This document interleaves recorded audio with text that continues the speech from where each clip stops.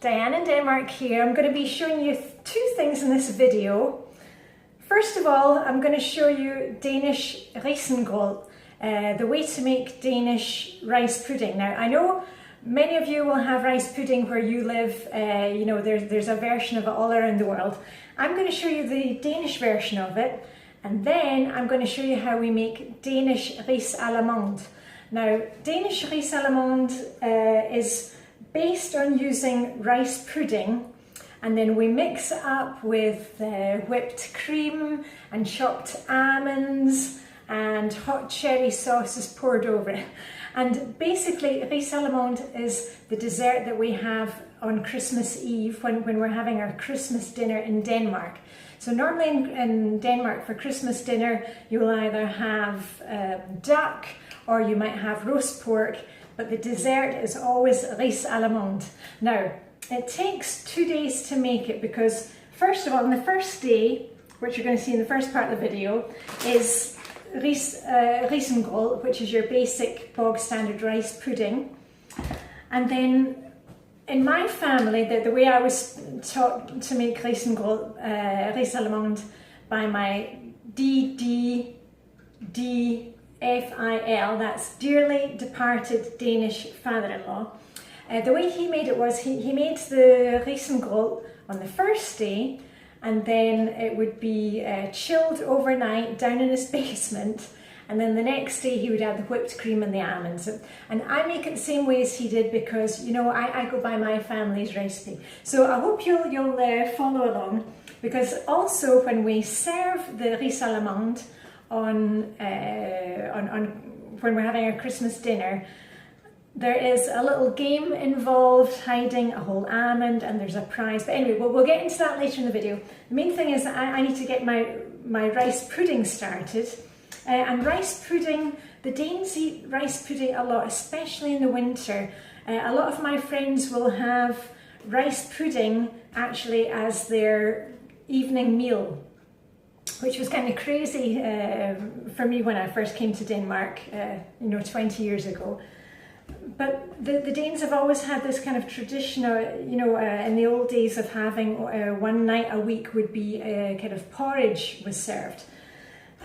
These days it's not just porridge, they'll have rice pudding, and they'll probably have some rye bread sandwiches, rugbrødsmad, as they're called, along with it, just a piece of rye bread with some liver patty on it, and the rice pudding. And at this time of year when things are really busy, it's actually really nice also for me just to say, you know what, for dinner we're having rye bread sandwiches and risengrød. And guess what the family are going to be having tonight. So anyway, let me get started. I shall show you how to make it, and let's take it from there with a ho ho ho. Okay. Oh, well, I'll tell you what, first of all, I'm putting into the pot, and then you'll see it on the stove. Basically, we're going to take our rice, and this is round pudding rice. And if the very old-fashioned rice, if you can't get it, you can also use, what could you use? Because it's not like a basmati rice or the usual type of rice that you'd serve along with a savoury dish, but you can use risotto rice, because that kind of breaks down a bit and gets creamy. So it's the same type of, but this is really cheap round rice. And all we're going to do is we're going to take 2.5 deciliters. That's 250 milliliters. And I'll tell you what, I'll put the recipe will be a pinned comment so you can kind of follow along with that. What I'm going to do first of all is I'm going to boil up 2.5 deciliters, the same amount of water, and when the water is boiling, I'm going to add the rice and let it boil for 2 minutes.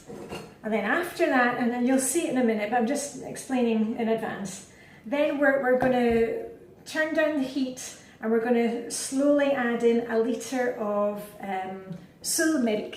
Now, this is full milk. It's not skimmed. It's that really creamy type that I like. It's full fat milk, and we're going to gently mix that in and put it on a low heat, and we're going to cook it for a long time on a low heat. So you need to be using a very low heat or have a really thick bottom or bahuki on your pan, because otherwise it will burn. And the reason for boiling the rice in water to begin with, that's because it kind of opens up the rice and it will stop it sticking later. If you were just to go ahead and make the rice pudding just with milk and rice, that's one of the major sticking points, boom boom, that you would probably have too high a heat and the rice would stick. So that's why we're going to do it with water first. But anyway, let me show you it in action. Okay, you can see I've got my 250 mils or 2.5 deciliters of water, and that just came to boil. I've added in the rice and I'm giving it a little stir, and we're going to let that bubble away for 2 minutes. So let me start the timer. And as I said, that's just going to let the rice kind of open up so it'll be ready to absorb the milk when we cook it. And I don't know if you noticed there, I was using my ceremonial wooden spoon that my DS17, my dear son 17, he made for me in school many years ago. And you can see it's definitely not perfectly carved, but I love this spoon and I always use it if I'm making especially something like this or mixing the Christmas cake. Right, we're at 1.5 minutes. I'm going to come back when this has boiled, but you can see it's really on a fast boil now. Let me blow away the steam so you can see something. So I'll come back in when it's finished.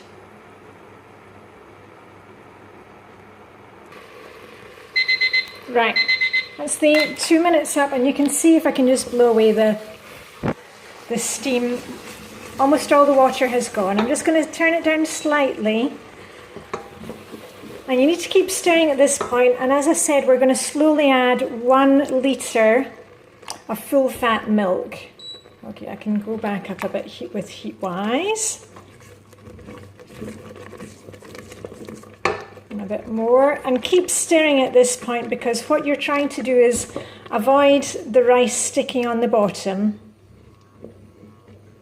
But we're kind of going to just bring it up to boiling point once we've got all the milk in.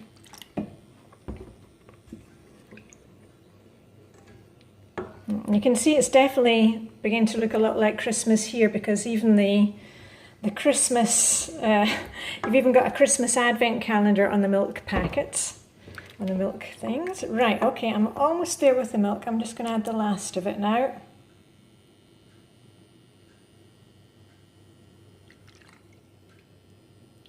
Right, so that's 1 litre of full fat milk gone in. And what we're going to do is we're just bring it back up to boiling point.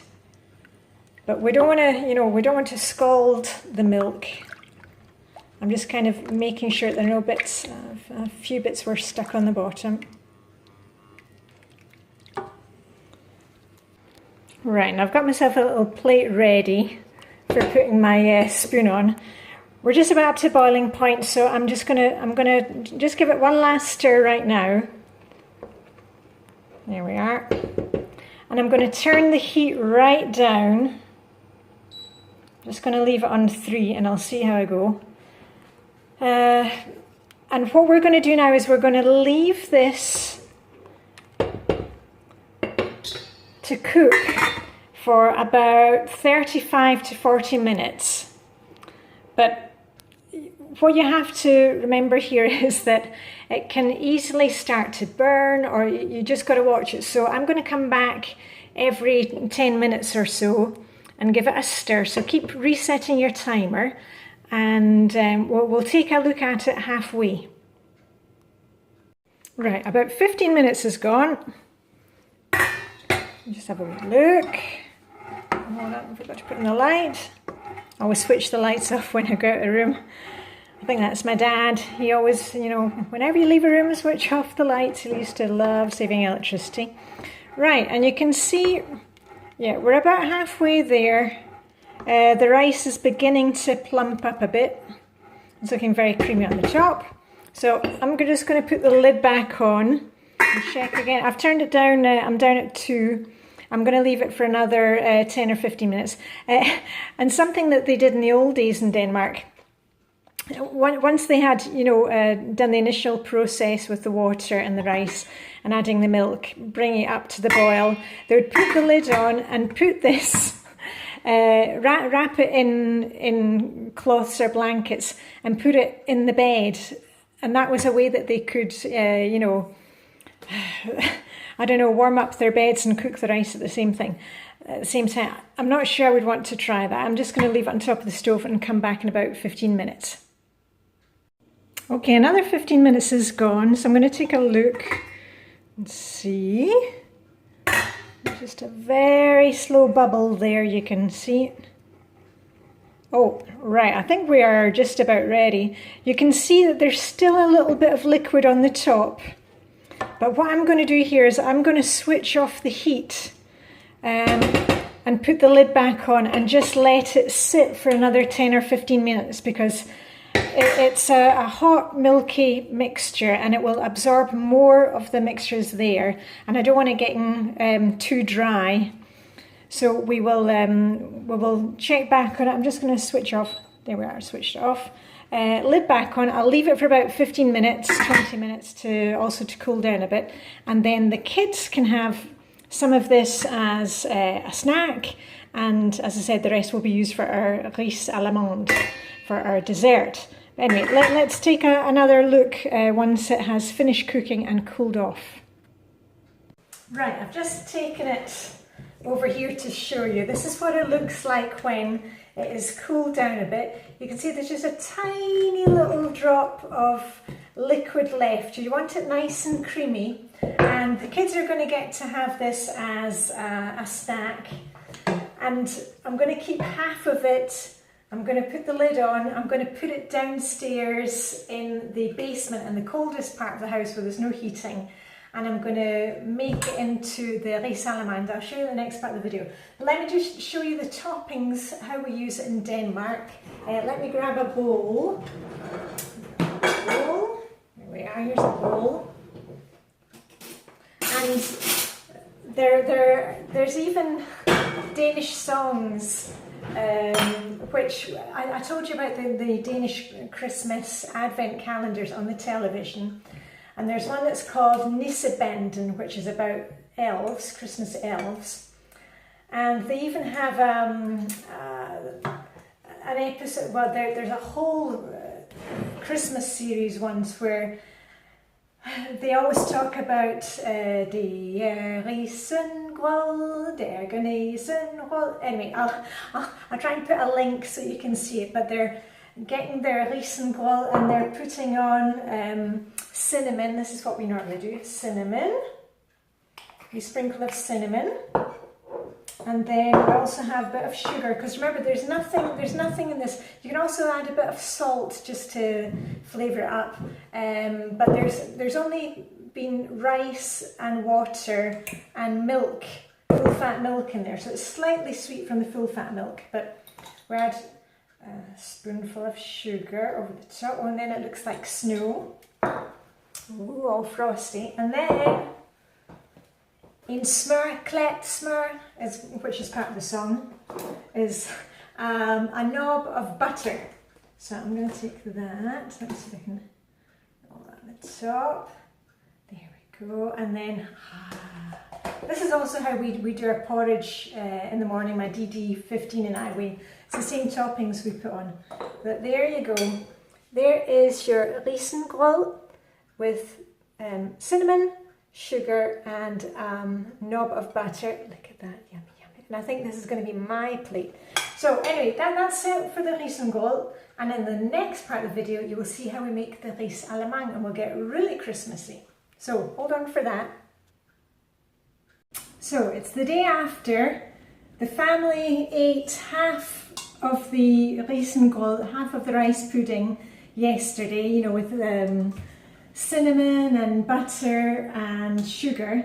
And today I'm going to make Risalamande, which is the dessert for Christmas. So this is the mixture that's left. And remember I said to you I had it down in the basement in the coldest place.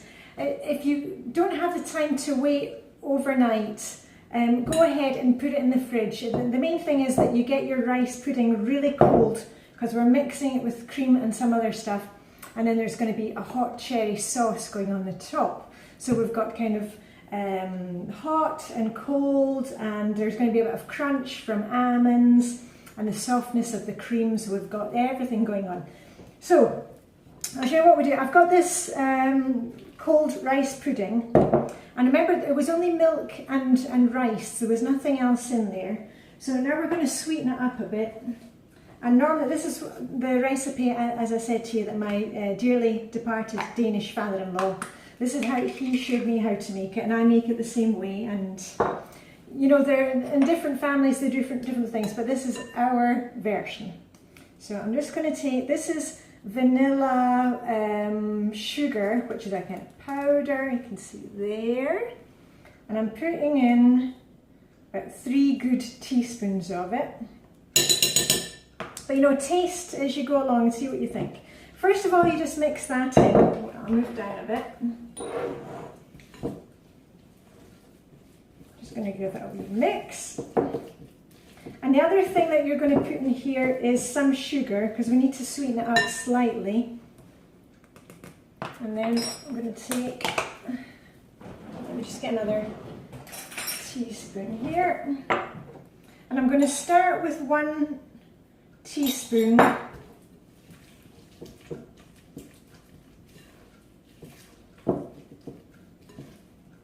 and I'm just going to taste it. It's best that you kind of taste it now, because you don't want to, you know, wait to serve it for Christmas dinner and then it doesn't taste good. Okay, so we go with that. I'll wee drop more in. Also, because my Danish father-in-law, he had a really sweet tooth. He also had diabetes. So I'm kind of used to tasting it how he made it. Okay, that should be enough there. And then we're going to add in, let me see, which way should I do it first? I shall add in, yeah, we're going to be adding in some almonds. Now, you can kind of, you know, buy the almonds. Let me just grab some from the fridge. I keep mine in the fridge. So I'm not sure if I told you before, I eat a handful of almonds every day. It's very good for your digestive system to keep you regular. You can just, you know, chop up these ones. But in Sweden and Denmark, we use so many almonds that they are available. They're already out of their skins and chopped up, and they look like this. And that's the easiest way. And normally for this portion, we would add in 50 grams of almonds. But I'll put the recipe will be a pinned comment, so you can find it there. So it's about half the packet. Yeah, that's half good. And this is going to give you a bit of crunch in the dessert. Just get that mixed in with my spatula. I know when my DS17, when he was small, he said he didn't like spatulas. I said, why don't you like spatula? It was his least favourite kitchen implement. He said it was the enemy because it gets every single last thing out of the bowl, you know, for making cakes, and then there was nothing to lick in the bowl. Anyway, right. And then the next thing, last thing we're going to add is I've whipped up some cream. It's 200 mils of whipping cream, and I've just whipped it slightly. Let me get rid of this. You'll see it's a wee bit floppy still. And just take 1 spoonful first to kind of loosen up your rice mixture. There we are. A bit more. You're just kind of folding it in, and you don't need to be too precious about it. It's not to be perfect. I mean, this is goodness knows how old this recipe is. Oh yeah, cream, I love cream. Right, see, spatulas are good, they get every single last bit out of the bowl. Actually, a new spatula was what I've put on my Christmas wish list. My daughter's got me one. It's already wrapped up and underneath a little tree. Right, so there you can see the Risalamande. And then, of course, we'd put it into, you know, a pretty bowl, you know, for serving on for Christmas dinner. And I always use, I don't know if you got married, if you're married, but in Scotland when you get married you always get lots of crystal bowls, and they're kind of really heavy and they're not that kind of practical. But I always bring out my crystal bowls at Christmas, especially for something like this, for serving Risalamande. So you would put that in the bowl, and here comes the fun part. Let me just put this cherry sauce into a pot. Let me just get this heating. I'll show you that. Can you see the cherry? It's a ready-made cherry sauce. I'm only going to take about half and use it, because I just want to show you what it looks like with, you know, all kind of plated up. And some families, you know, they make their own cherry sauce, and you could use or you could just take a couple of spoonfuls of the stuff that I showed you the other day. And there's no alcohol in this, it's just pure sugar syrup and wild Italian cherries. Anyway, we always have it with just a ready-made, you can say a kirsebär sauce it's called, or körsbärs sauce as it's called in Swedish. And let me get oh no, first of all, here I've got some, you can see in here I've got some almonds, and I put them in boiling water just before I started filming. Let me just pour off the water, because what we're going to need when you serve this for Christmas dinner is you're going to hide one whole almond in the rice pudding. A bit like, you know, when you find, if you're British, if you find a silver coin in your Christmas pudding. The Danes have a similar thing. I'll explain to you how it works. Anyway, I've got some almonds here, and I put them in boiling water because my Danish father-in-law taught me this little trick. Oh, there you go.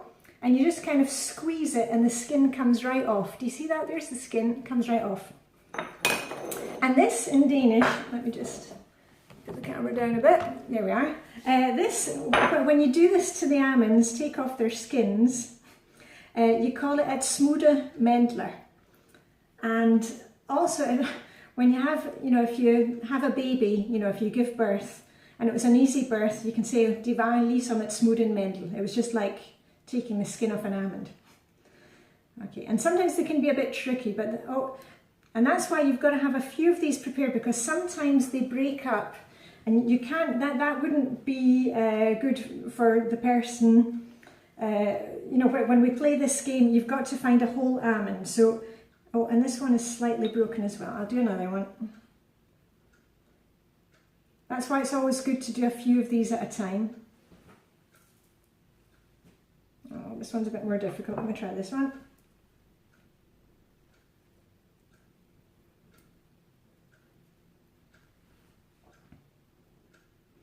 And this is one of these tasks that you can do or get the kids to do for Christmas prep, maybe the day before. Okay, there's one. Yeah, I've got one. Okay. So, we've got a whole almond here, and the pudding has got crushed and chopped almonds.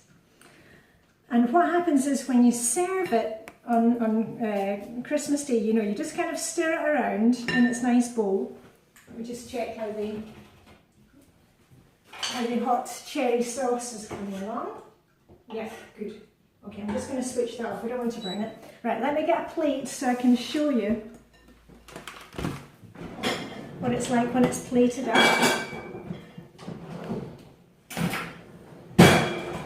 And you know, one person, somebody puts in the whole almond, and you give it a stir, and then you dish up. Oh, hold on. Let me get a smaller one. Have I got a smaller one? No. I'll use a big one.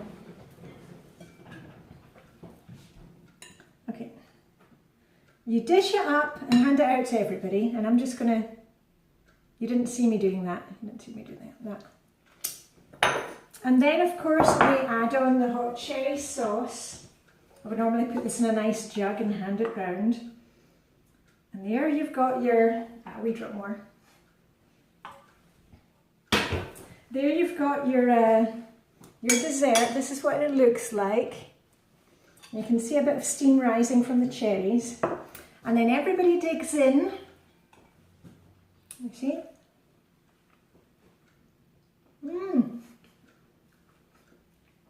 Feels really strange to be making this right now before it's Christmas, because we only ever eat Risalamande at Christmas, but it is good.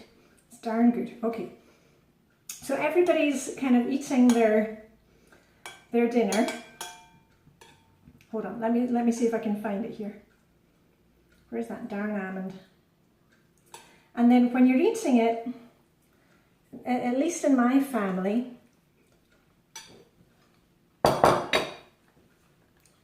when you're eating it, you've got to be very careful, because suddenly you think, oh, I've got a whole almond.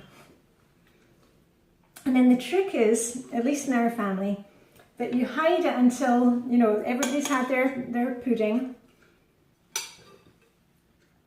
And then you have to guess who got the almond. And my dad was always really good, my Scottish dad, he was always really good at kind of hiding it in his mouth somewhere. Anyway, I just magicked it out of my mouth and I've hid it. So there's the whole almond. And the person who finds the whole almond gets the almond prize, Mendelgäuen. Now, there are different ways of doing Mendelgäuen. The traditional one is that you get a pig which is made out of marcipan, because pigs and hearts, the heart symbol, they are just part of Danish Christmas. You will see it in all the decorations, little piggies and hearts. So here's the one that I will be wrapping up for the family for whoever wins the prize this year. And it says, there we are, go Yule, go, God means good, and Yule means Christmas, like Yuletide. So you win that. And quite often there's some kind of, you know, the shops all sell a gift like, oh, this year's Mendelgäuen, this year's almond prize. And it can be, you know, a book, a funny book, or maybe some kind of candle holder. There's always something that's kind of, you know, the shops know this, that people are looking for an almond prize. So there's always something that they come up with. Or it can be something like a little bottle of Danish schnapps. And my Danish father-in-law, he always used to buy a bottle of Aalborg, which is a really kind of strong, old-fashioned schnapps, and he always bought that because he wanted the prize for himself, and none of us really wanted to win it anyway. And magically, he always won the almond prize himself. So see how that works. And also, if you've got kids in the family, you might want to make sure that you have 2 or 3 whole almonds, and just discreetly put them in their portions when you portion out the thing, to keep everybody happy, and make sure that you have a few almond prizes in hand. So anyway, I'm going to finish eating my Risalamande. I'll put the recipe as a pinned comment. Let me know if you try it, or if you have some kind of similar thing where you are. And as I hope I said at the beginning of the video, this is something that we serve on the 24th of December. That's when the Danes have their main celebration of Christmas, Christmas Eve, Julafton, and Julaften. And yeah, my family are going to be so pleased tonight when they suddenly get Risalamande. They'll think Christmas has come early. Right, anyway, that's it for me. I'm going to do a poopa now, which is a pick up and put away. I'm going to set my Fly Lady timer for 5 minutes and just get cleared up, things in the dishwasher, enjoy my Risalamande, and that is it for me. So, see you very soon. Diane in Denmark, live long and prosper, and be jolly. Ho, ho, ho.